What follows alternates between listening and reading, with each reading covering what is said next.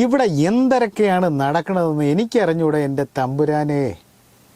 ഓ, ഇനി തമ്പുരാനെന്ന് പറഞ്ഞാൽ നമ്മൾ ആരോടെങ്കിലും മാപ്പ് പറയണോ? അല്ലെങ്കിൽ പിന്നെ തമ്പുരാനെന്ന് പറയുന്ന ഭാഗം ഈ പ്രോഗ്രാമിൽ നിന്ന് വെട്ടിക്കളയേണ്ടി വരുമോ എന്തോ. കാക്കക്കൂട്ടിലേക്ക് എല്ലാവർക്കും സ്വാഗതം.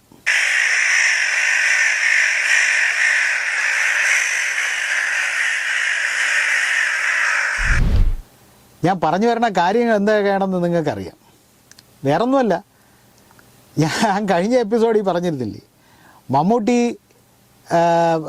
ശാരീരികമായ ബുദ്ധിമുട്ടുകൾ ഉണ്ട് എന്ന് കുറേ പേര് ഒരു വശത്ത്, മമ്മൂട്ടിക്ക് പ്രശ്നങ്ങളൊന്നും ഇല്ല എന്ന് കുടുംബം.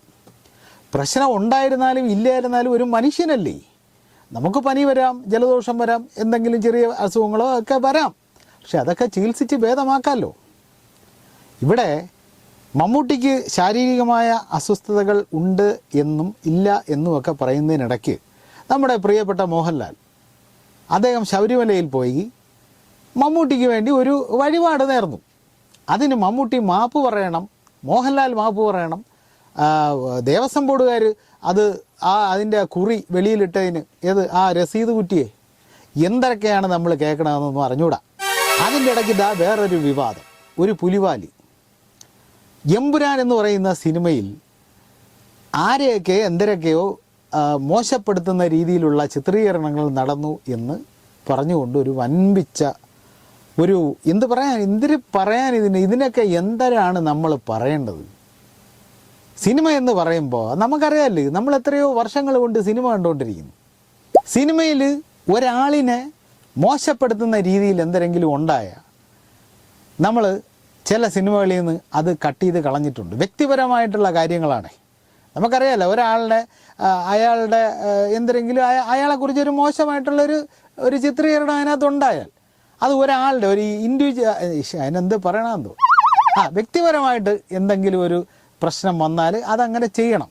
കാരണം നമ്മൾ ഒരാളെ തിരഞ്ഞു പിടിച്ച് അങ്ങനെ മോശമായിട്ട് ചിത്രീകരിക്കുന്നത് മോശം തന്നെയാണ്. പക്ഷെ ഇവിടെ ഇപ്പം എനിക്കറിയാം, കാലാപാനി എന്ന് പറയുന്ന സിനിമ, അത് നിങ്ങൾക്ക് പറഞ്ഞൂടെ, നിങ്ങളും കണ്ടിട്ടില്ലേ, മോഹൻലാലിൻ്റെ കാലാപാനി. അതിനകത്ത് നടന്ന സംഭവങ്ങളാണ് എന്നാണ് പറയുന്നത്. തീഹാർ ജയിലിൽ പോലെ അവിടെ വേറൊരു ജയിലുണ്ട്, റോസ് ഐലൻഡിൽ വേറൊരു ജയിലുണ്ടല്ലോ. കാലാപാനി സിനിമ നമ്മൾ കണ്ടിട്ടില്ലേ? അപ്പം അത്തരത്തിലുള്ള നടന്ന സംഭവങ്ങൾ ചിത്രീകരിച്ചിട്ടുണ്ട്. അതിനകത്ത് ഒരുപാട് പാർട്ടിക്കാരെ അവരുടെ നേതാക്കളെയൊക്കെ ജയിലിൽ കൊണ്ടിട്ടിരിക്കുന്നതും അവരുടെ പേരടക്കം അതിനകത്തുണ്ട്, ആ സിനിമയിലുണ്ട്. പക്ഷെ കാലാപാനി വന്നിരുന്ന സമയമല്ല ഇന്നിപ്പം. കാലാപാനിയൊക്കെ വന്നതിന് ആരും ഒരു ഇച്ച് പോകുന്നൊരു വാക്ക് പറഞ്ഞിട്ടില്ല. അന്നും വേണമെങ്കിൽ പറയായിരുന്നു, ആ ക്യാരക്ടറിനെ അങ്ങനെ ചെയ്തുകൂടാ, ആ കഥാപാത്രത്തിനെ ഇങ്ങനെ ചെയ്യണമായിരുന്നു എന്നൊക്കെ പറയായിരുന്നു. പക്ഷെ അങ്ങനെ ഒന്നും അന്ന് വന്നില്ല. വന്നത് എപ്പോഴാണ്? ഇപ്പം ഈ അടുത്ത കാലത്തായിട്ട്. ഈ കിട്ടാത്ത മുന്തിരിങ്ങ പുളിക്കും എന്ന് പറയുന്നത് പോലെ നമുക്കറിയാം, രാഷ്ട്രീയം എന്ന് പറയുന്നത് രാഷ്ട്രീയം തന്നെയാണ്, രാഷ്ട്രീയം മാത്രമാണ്. സിനിമയ്ക്കകത്ത് ഒരു രാഷ്ട്രീയ പാർട്ടിയെ മോശമായിട്ട് അപകീർത്തിപ്പെടുത്തുന്ന രീതിയിലൊക്കെ സംവിധായകൻ ചിത്രീകരിച്ചു എന്നാണ് പറയുന്നത്. ഇപ്പം നമുക്കറിയാം, ഓരോരുത്തരും ഓരോ രാഷ്ട്രീയ പാർട്ടികളും ഓരോ രാഷ്ട്രീയ ചിന്തയുള്ളവരുമാണ്.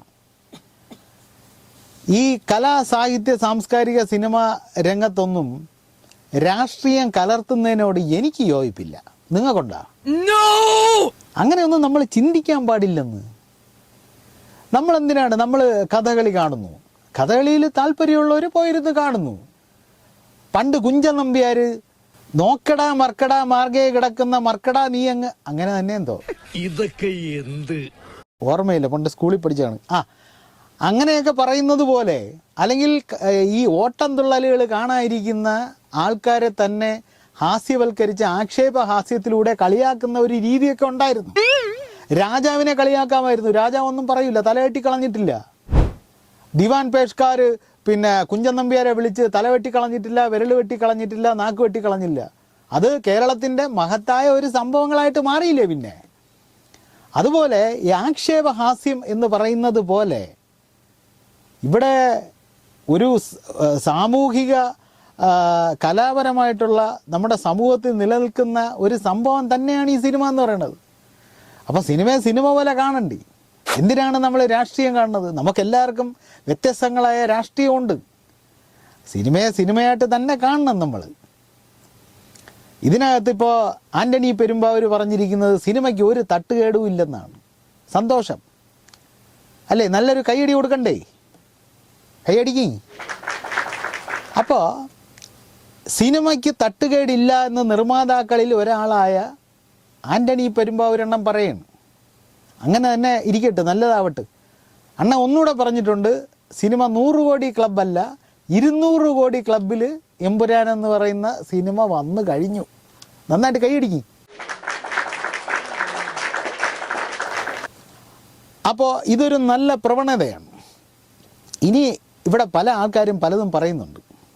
അതായത് 17 വെട്ടല്ല സിനിമയിൽ വെട്ടിയിരിക്കുന്നത്. നമ്മളെല്ലാം അറിഞ്ഞത് 17 വെട്ടാണ് വെട്ടണമെന്ന്.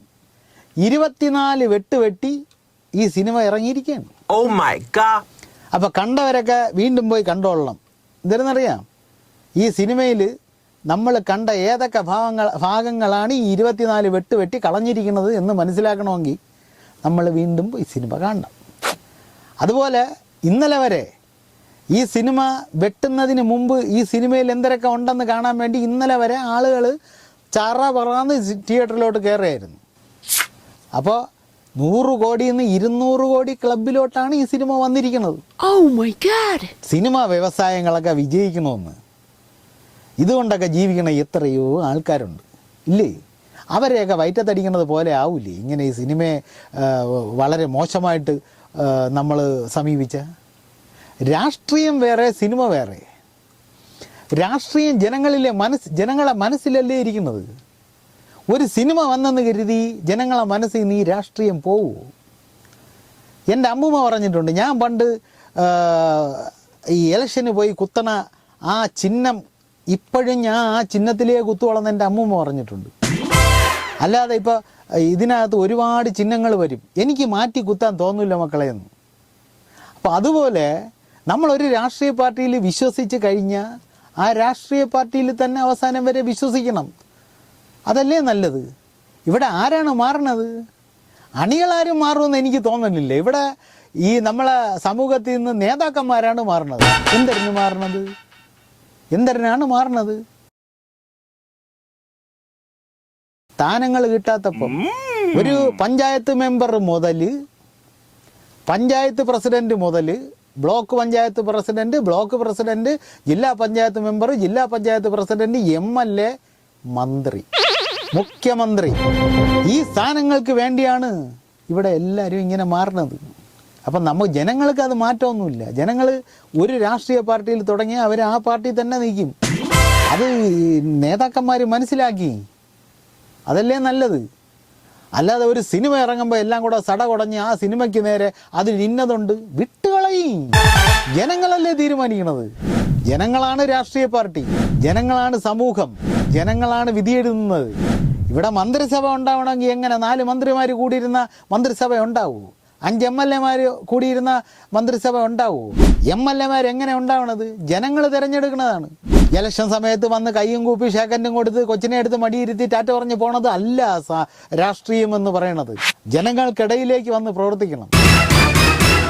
ഇവിടെ ജനങ്ങളല്ല സിനിമയ്ക്കെതിരെ കത്തിയെടുക്കുന്നതും സിനിമയ്ക്കെതിരെ വിരൽ ചൂണ്ടുന്നതും. നേതാക്കൾ പറഞ്ഞു കൊടുക്കുന്നതാണ്. അല്ലെങ്കിൽ നേതാക്കൾ പത്രത്തിൽ പ്രസ്താവന ഇടുമ്പോഴാണ് ജനങ്ങൾ വായിച്ചിട്ട് പിറ്റേ ദിവസം ഇറങ്ങുന്നത് ആ സിനിമ മോശമാണ്. ഞാൻ പറയണത് പാവപ്പെട്ട ഒരു നിർമ്മാതാവ് അയാളൊരു രാഷ്ട്രീയ പാർട്ടിയെ കരുതേക്കാനോ മോശപ്പെടുത്താനോ ഒന്നുമല്ല സിനിമ ഉണ്ടാക്കുന്നത്. ജനങ്ങൾ മനസ്സിലാക്കട്ടെ സിനിമ എന്താണെന്ന്, കഥ എന്താണെന്ന്. കോമഡി പടങ്ങൾ കാണാനും സീരിയസ് ആയിട്ടുള്ള പടങ്ങൾ കാണാനും കുടുംബ കഥകൾ കാണാനും ഒക്കെ പല താല്പര്യമുള്ള ആൾക്കാർ ഇവിടെയുണ്ട്.